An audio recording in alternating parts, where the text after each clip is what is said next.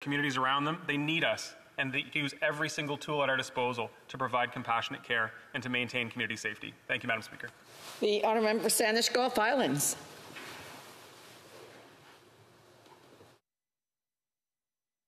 Icon. So sorry, Madam Speaker. It's an honor to rise this evening in adjournment proceedings to discuss the question that I first raised on May 18th of this year.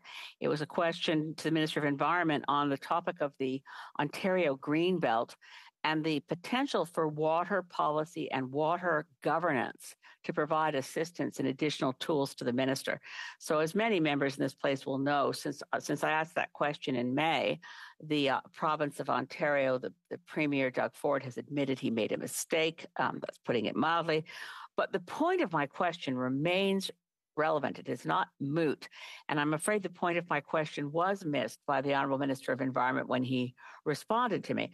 I was suggesting to him that water governance and water law and policy presents the opportunity for usable tools, and the Minister of Environment hasn't been looking at water governance very much and keeping it up to date. So I pointed the Minister of Environment in the direction of the Great Lakes Annex, which is an agreement, a legally binding agreement between Canada and the United States, as well as 8 U.S. states and 2 Canadian provinces. It's an extraordinary and robust document that actually gives us legally binding tools. I look now, and again, the Minister of Environment at the time raised other ways that he might be prepared to protect the Greenbelt. So in general, we agreed. But I do think it's appropriate now in October to raise issues about where are we in water governance and water policy, particularly the long promised Canada Water Agency. We've made progress. We've heard a number of announcements. It's gotten increasingly specific. We now know the Canada Water Agency will be based in Winnipeg. But double checking the Government of Canada website before our debate tonight, I find the same language that, quote, legislation will be introduced in 2023 to establish the Canada Water Agency as a standalone agency.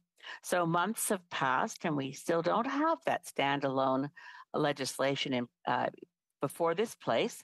Now we're still in 2023, so the Liberal government has part of October, all of November, and part of December to table that legislation. I'd like to remind them of its importance.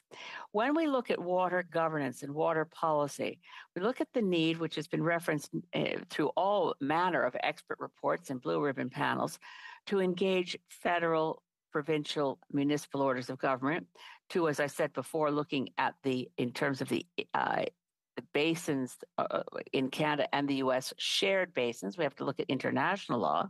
We also have to really engage, which we have not yet done, Indigenous nations and peoples in the policy and water governance. And we have to do all of this with a climate lens. We're the only country in the G7, I was surprised to find the other day, that doesn't have any water agency to predict water events, such as predicting floods, predicting droughts, being aware that the climate crisis has a specific and immediate impact on water.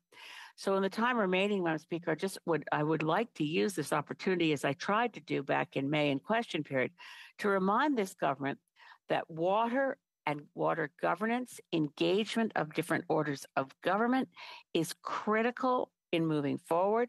We have opportunities to coordinate and to ensure that we update the existing set of international agreements we have to take more into account of climate and Indigenous roles in the protection of healthy waterways, which is in all of our interests as we try to adapt to an increasingly warming world.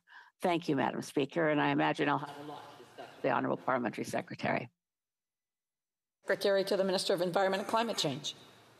Thank you very much, Madam Speaker, and sincerely, I look forward to when the member from Saanich Gulf Islands returns to the House, and I hope that you're doing well, my friend. I hope that you're recovering and feeling good. I look forward to having this discussion, hopefully in person when you return to the House of Commons.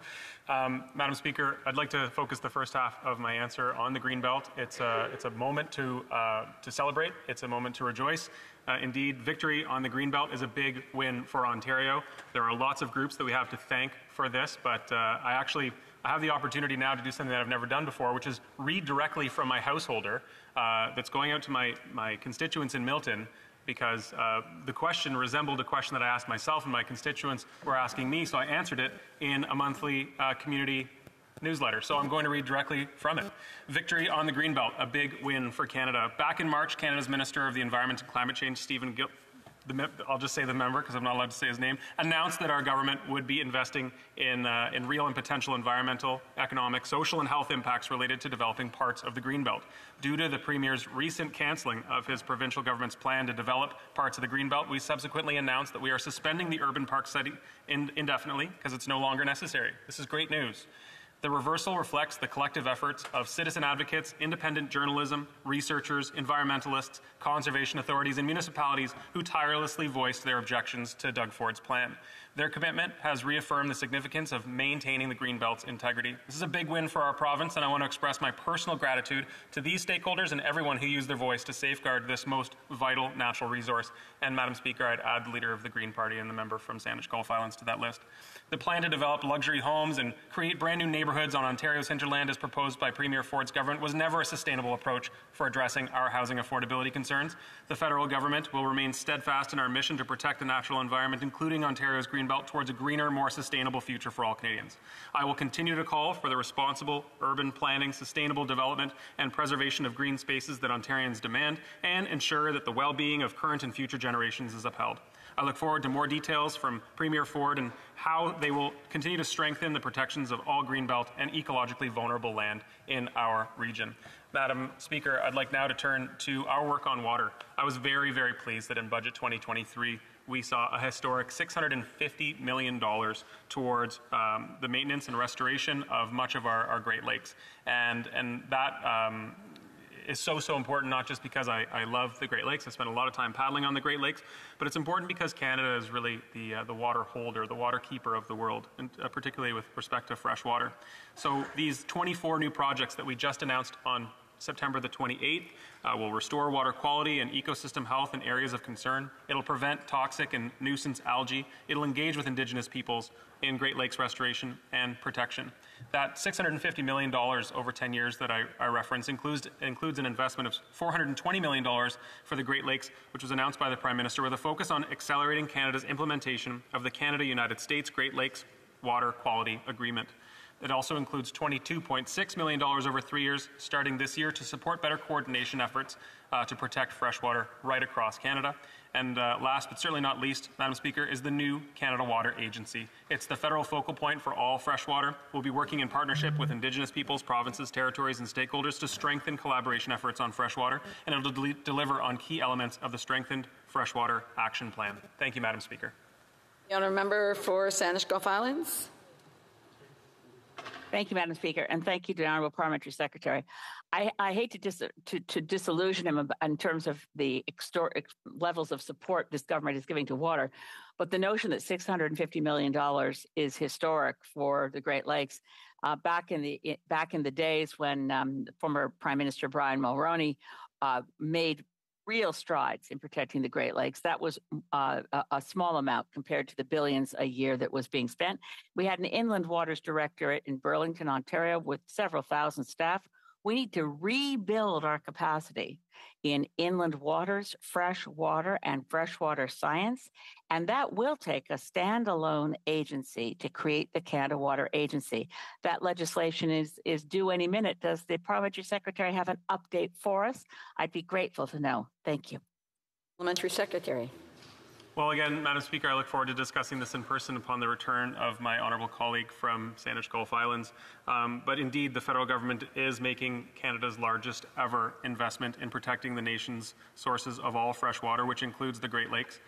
Commitments recently announced by the government during the U.S. President Biden's visit include some of the over $650 million investments, but it brings us very, very close to a $1 billion commitment that we've aimed to achieve. There are other efforts which we could include in that long list of things that we're going to invest in. But Madam Speaker, I would just say and add to the remarks that I made earlier with respect to all of the investments that we've made over the past couple of years, that I'm enthusiastic about any further efforts to conserve and protect Canada's greatest natural resource.